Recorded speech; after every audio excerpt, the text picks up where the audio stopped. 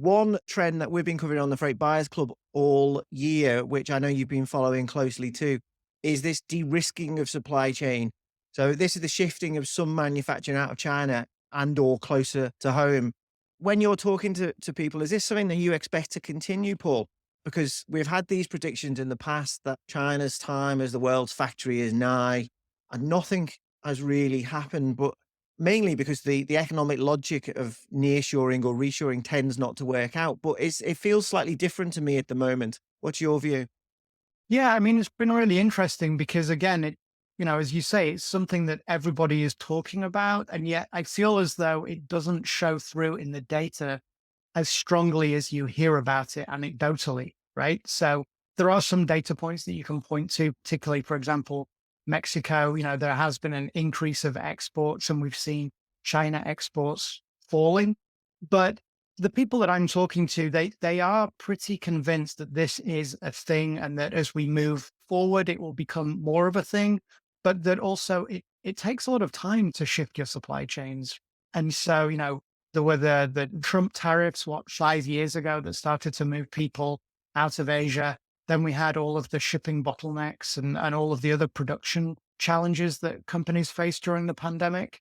And so I think that, and now obviously we have the geopolitical tensions, as well as the US government investing billions of dollars trying to tempt companies to set up manufacturing in industries like semiconductors in the United States.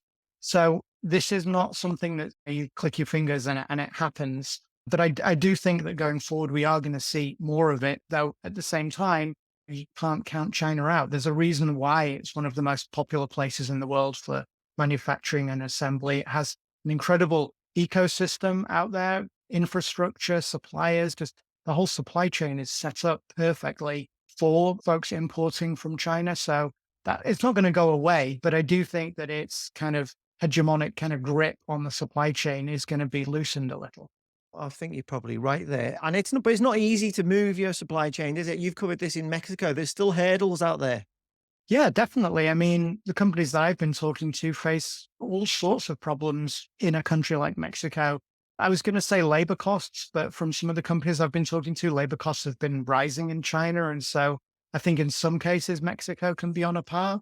But, I mentioned the suppliers earlier on, the suppliers to the factories. Well, Mexico has a good ecosystem for industries like the auto industry, for example, but some other industries have found that you may decide to place a factory in Mexico, but the suppliers to that factory would still be based in Asia. And then there are other issues too. I mean, shipping by land from Mexico can be quite expensive or even more expensive than shipping by ocean from the Far East. And then on top of that, you have other problems. A number of companies I've spoken to have talked about the electric grid infrastructure in Mexico and how you may want to place a factory in one location, but you actually can't because it's just not set up for manufacturing in that particular place.